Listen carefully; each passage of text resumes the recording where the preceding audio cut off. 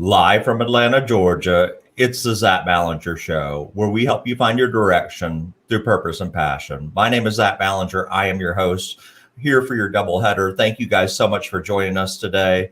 We are streaming via live Facebook and YouTube. If you guys have questions for Kevin, please make sure to enter those into the comment box. We'll make sure to ask them at the end. You can interact with the show. We'd be happy to have you guys. So without further ado, thank you, Kevin, so much for joining the Zach Ballinger Show.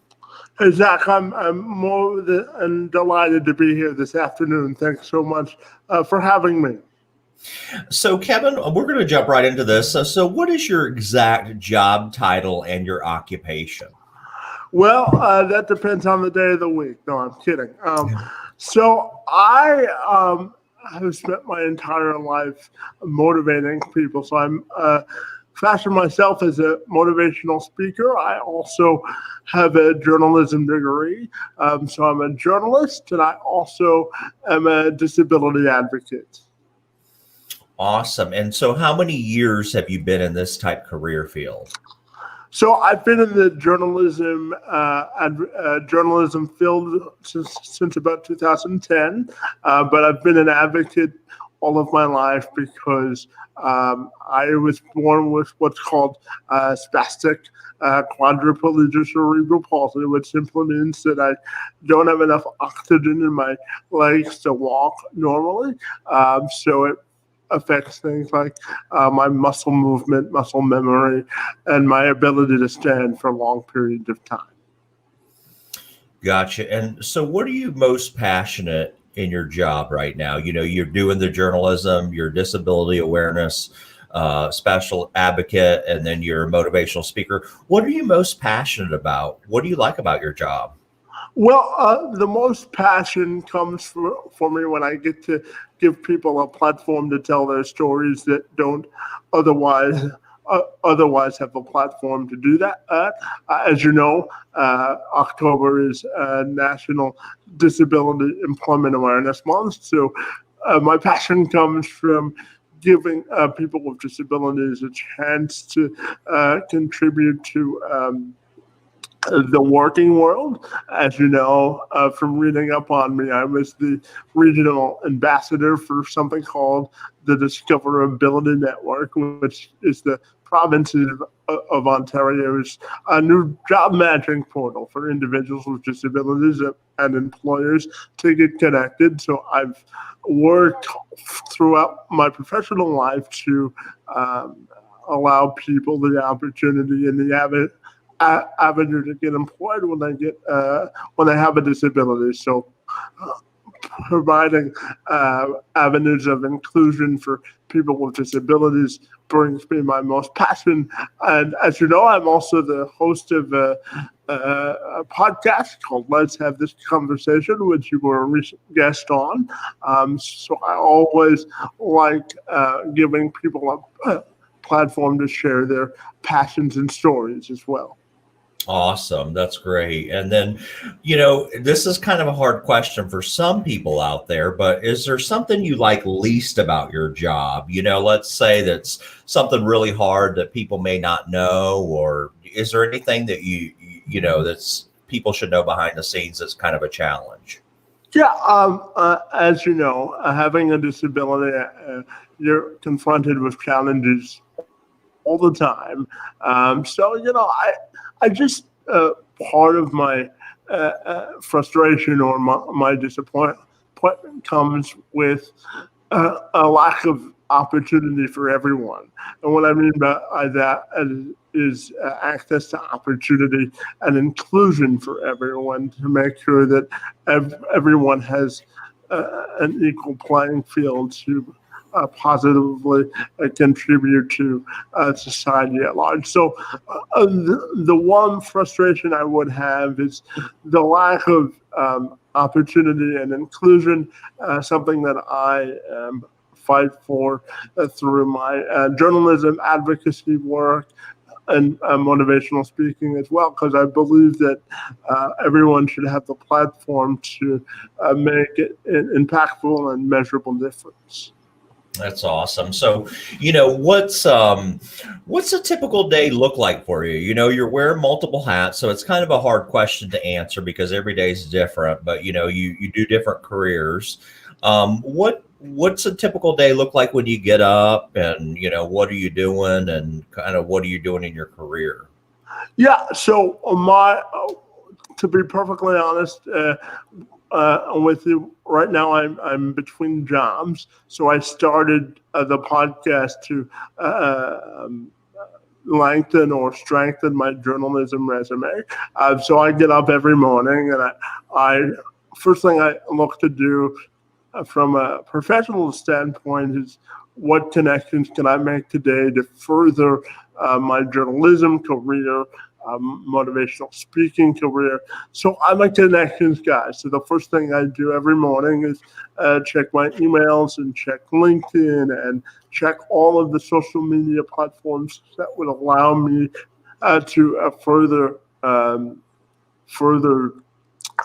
expand my reach to people. And one of my career goals is to eventually host a national talk show where I give people the platform to share their stories on a national level. So when I get up in the morning, first thing I do from a professional standpoint is look to see what connections I can make through my podcasting efforts, journalism methods, and the like. So I'm a connections guy. I always tell people I'm a connector of people. So that's what I fashion myself as.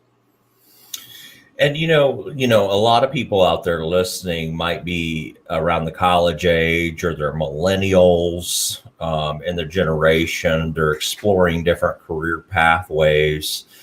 How important do you think networking is, and what would you say to those people that are kind of still on the fence about having a LinkedIn account? How is that important?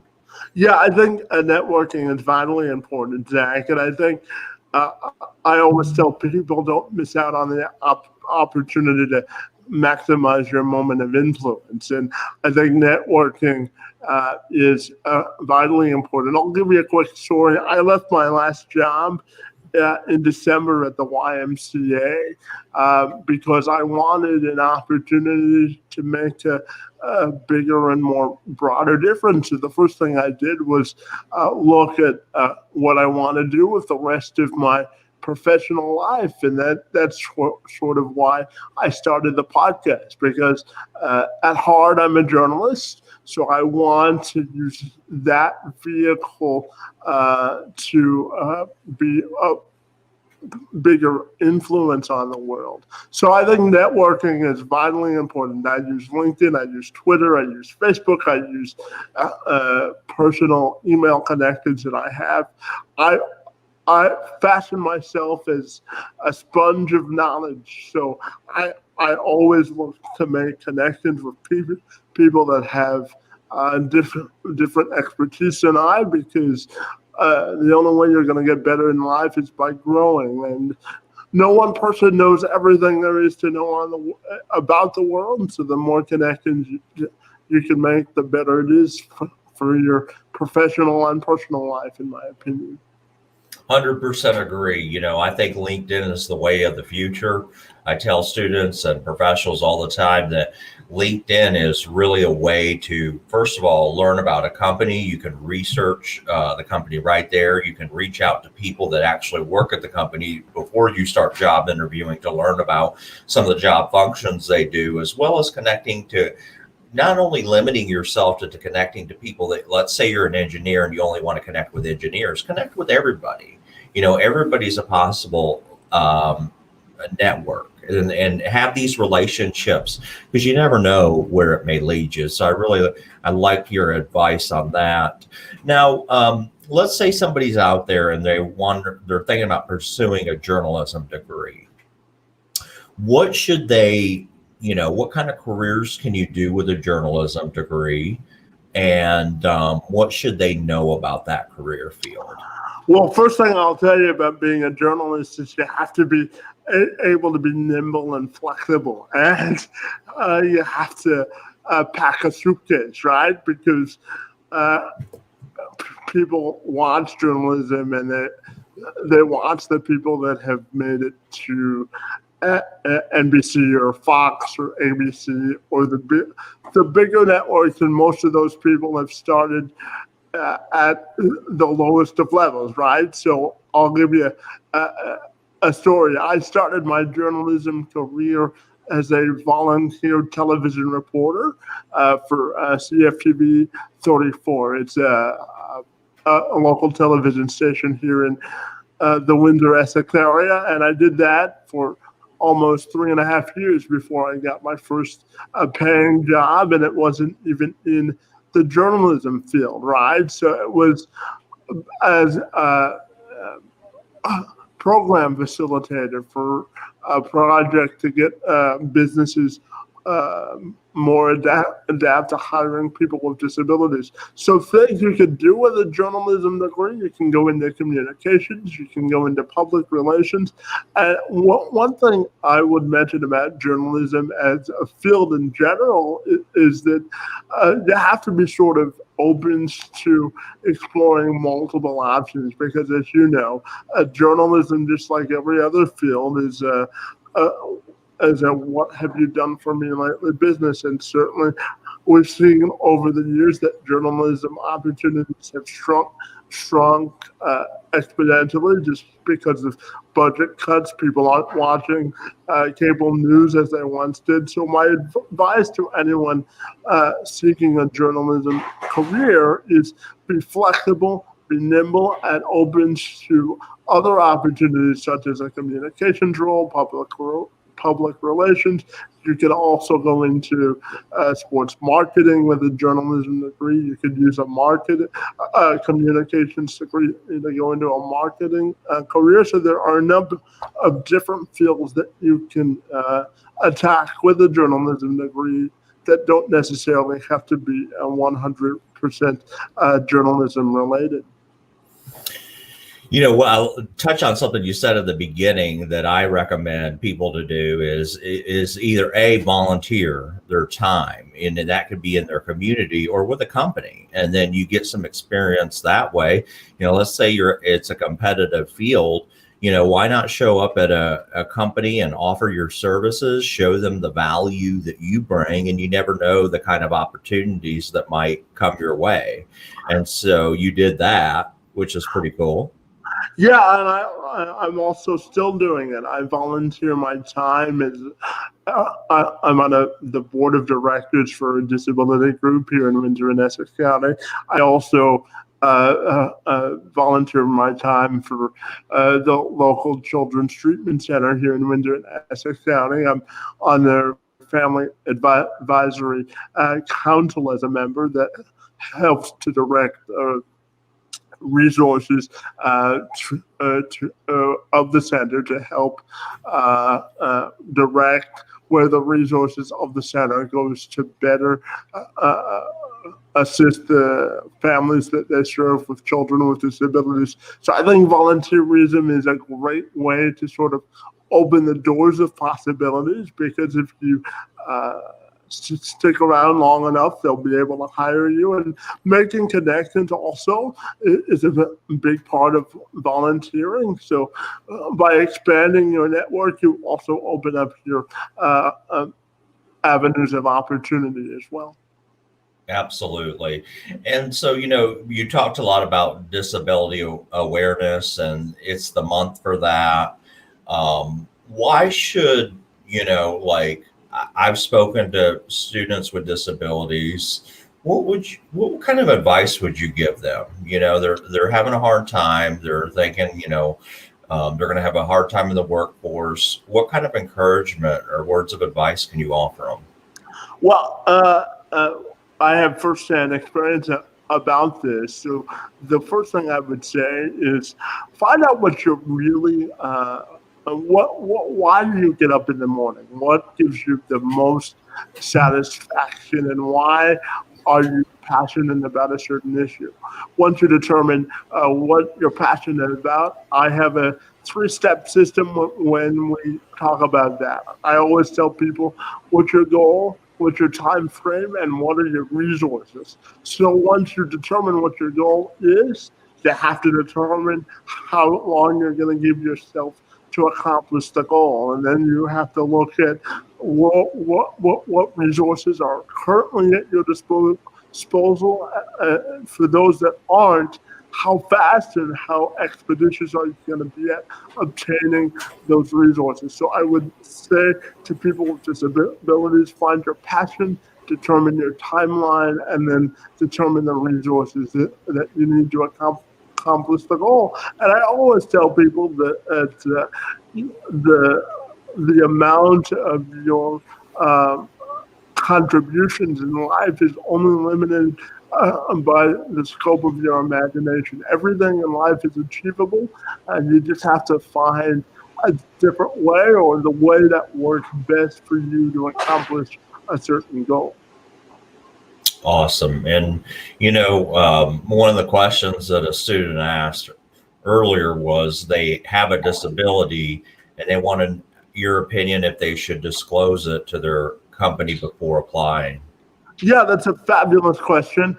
I myself have applied for jobs recently, and I always disclose that I have a disability, because it puts all your chips at the center of the table. I understand why people don't want to disclose, because they're fearful that if they disclose that they aren't going to get the job. But I always look at it as, if you disclose, then you're giving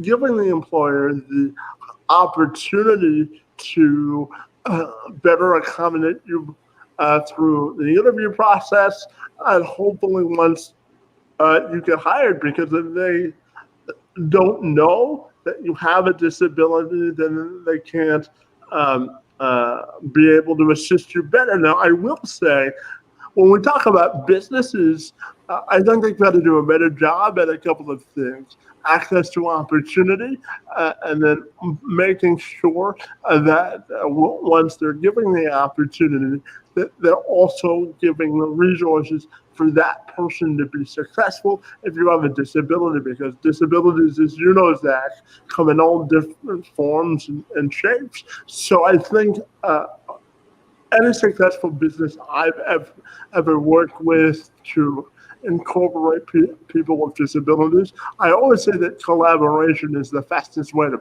progress. So if you find a business that's willing to hire you as a person with a disability, don't be afraid to allow yourself to give suggestions or input on how to make you successful through collaboration, because then the business is successful, you're successful, and then everybody wins. So that would be my answer there. I love the answer, because it's true. I have a story to tell. I have Meniere's disease, and I've lost a significant amount of my hearing, and I used to not disclose it. First of all, I think people with disabilities kind of are a little bit embarrassed by some things. It's the natural reaction to have, like you said, Kevin, you're thinking if you disclose it, then they're not going to hire you, which is not the case. And I remember I was interviewing, this is several years ago. I couldn't hear the interviewer. I never disclosed I had a disability, but I was just guessing what they were asking me. And so do you think I got the job? Of course not, because I can't hear the questions. So I think that's why you have to be honest with yourself. You talk about collaborating cross functionally with your team, letting them know, hey, look, I'm hard of hearing. It's a disability that I have. And then they can accommodate you during the interview process. And who knows, maybe things would have turned out different if, I could actually hear the questions to be able to interview. And so certain tones are sometimes difficult for me to hear too. I think you said something else, that if we're going to be realistic about things, you put your passions up. You said you decide what your passions is. What can you do? What help do you need? There's also certain passions that as disability folks, you just can't do. So in other words, for me as in hearing, I could never be like a police officer because you have to be able to hear at a certain level to hear things around your surroundings. So it's a process of elimination of where your passions lie, and so it's a great thing to learn. Like, or are there ways to do this? And so there's certainly ways to do careers too. But I think some things would be, if they need a noise whisperer, if somebody's hiring a whisperer to hear conversations, obviously they're not going to hire me. So being realistic and upfront what your capabilities are, but there's plenty of other things that you're born with, I believe, innate abilities and talents and things that you have at your disposal that you're good at. So I really enjoyed you commenting there. Now, did you have a career that when you were, let's think back when you were in grade school, did you dream about having a career in a certain industry, or ever grow up and say, I want to do this? It doesn't have to be journalism, but. Yeah, I'll give you the exact story. When people ask me that question, I tell them I either wanted to be a journalist or a judge. And I found out that law school was a lot longer than being in journalism school. So journalism school won, even though a judge might have paid a little bit more. I wanted to be a journalist or a judge. And the reason I wanted to do that is because I'm fascinated by law and politics and the intersection there. And I also wanted to help people. So I give people platforms to tell their stories as a journalist. And I'm fascinated by the law and politics. So when I was a little guy, I either wanted to be a judge or a journalist. Gotcha. Very interesting. People have different careers that they've always wanted to be when they grew up. I've heard about everything. So, a judge is quite common when you're little. A lot of people want to be a judge or a lawyer or a doctor. So, very good in the journalism field. So, I got a couple of questions out there. Kevin, someone writes in, should they major in communication or journalism if they want to do broadcasting? Well, that's a fabulous question. And I think that broadcasting, as you know, has changed so much. And I do think that broadcasting schools have to adapt to teach podcasting now because everybody is on the internet now. And I think that majoring in communications and broadcasting would provide you the flexibility to attack or explore other careers. So I think the more options you can give yourself as a journalist, the better, because it's such a changing field and no one journalist stays. It's very rare to stay in one journalism job for 30 or 40 years and retire after you do it. So it goes back to being flexible, being nimble, and being open to opportunity. Gotcha. Well, you know what? Thank you so much for joining the show. This has been very impactful. I think you're doing a great job out there. Enjoy your show. And thanks for giving people a platform, as well as being a spokesman for Disability Awareness Month, not just this month, but every month you're out there advocating and doing great work. So thank you so much for your time today, Kevin. I do appreciate it. Zach, I thoroughly enjoyed the opportunity, and I want to commend you for the inspiration that you provide folks. And I'm grateful for our newfound friendship, and I look forward to staying in touch. But for now, thank you for the time and for having me this afternoon. I'm humbled, honored, and glad to be here. Thank you so much. Have a great day. You too. Bye-bye.